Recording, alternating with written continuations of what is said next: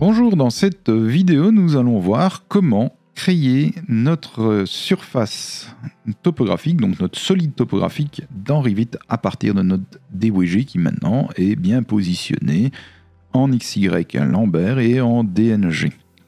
Donc dans mon plan de masse VV, je vais réafficher mon DWG et je vais afficher le MNT LO5.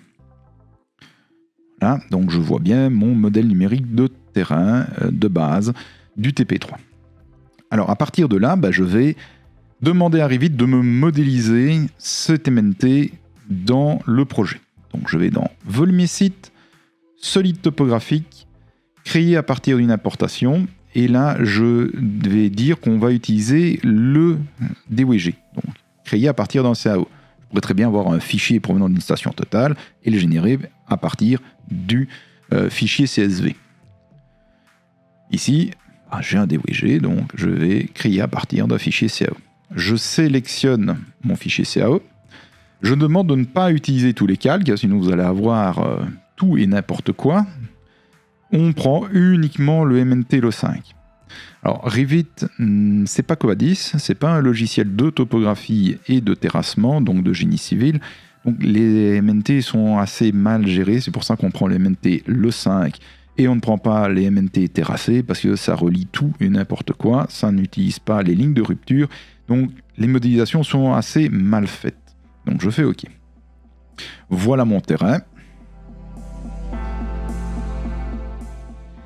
Donc, si je regarde en 3D, mon terrain a été créé. Donc, je vais sélectionner mon solide topographique et je vais demander d'utiliser le solide herbe. Donc, voilà mon solide. Maintenant, je vais tout simplement créer mon béton de propreté en dessous de la maison parce qu'on va en avoir besoin pour la suite des opérations. Donc, pour créer mon béton de propreté, je dois le créer sous les bêches. Donc, VV, je vais enlever mon DWG, donc je ne vais plus l'afficher, j'en ai plus besoin, et je vais sélectionner mon solide et je vais le masquer. Voilà, j'ai donc besoin de la vue ici en dessous, et je vais avoir besoin d'une coupe. Donc ici peut-être pas besoin vous n'avez pas besoin de masquer le solide topo, hein. Si vous préférez, vous pouvez, hein, on peut même le faire. Donc hop, on masque l'élément. Et maintenant, le but de l'opération, c'est de venir placer ici en dessous un béton de propreté et ici en dessous un béton de propreté. Donc, je remarque que ma coupe... Voilà. On va modifier la profondeur de vue. Voilà, on se sentira mieux comme ça. Donc, je viens ici en 3D. Je vais dessiner donc un sol. Ça sera un sol contenant 5 cm de béton coulé sur place. Donc je vais dans Archi, Sol, Dalle Archi. Je duplique. Je viens ici dupliquer. Donc je le renomme en béton de propreté 5 cm. Je fais OK. Dans la structure, je garde une seule couche. Ça sera du béton coulé sur place. Béton coulé sur place de 5 cm. Je fais OK. Je valide. Je viens sélectionner des lignes existantes. Je vais le placer en dessus dalle et je vais lui donner moins 1 mètre, comme ça je le retrouve plus facilement. Et je n'ai qu'à faire ici le contour de ma bêche.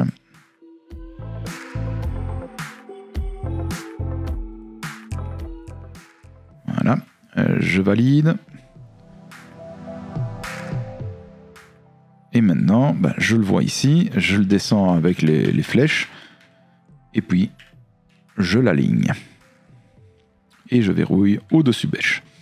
Alors maintenant, je vais faire la même chose pour la dalle. Donc, même principe, je retourne en 3D, je prends un sol, toujours à béton de propreté, je sélectionne des lignes existantes. Donc ici, je vais prendre l'intérieur de ma bêche à chaque fois.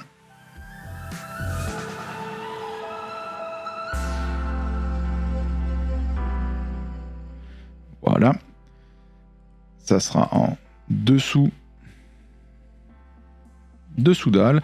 Je vais laisser remettre, comme ça je le retrouve plus facilement. Donc à chaque fois il râle parce qu'il y a solide topographique dans le chemin, mais ça c'est pas grave, on réglera ça après. Et je viens l'aligner. Donc voilà, mon béton de propreté a été placé en dessous des bêches et de ma dalle. Donc maintenant nous allons modifier notre solide topographique pour qu'il ne soit plus dans le bâtiment et que nos abords ressemblent réellement à des abords.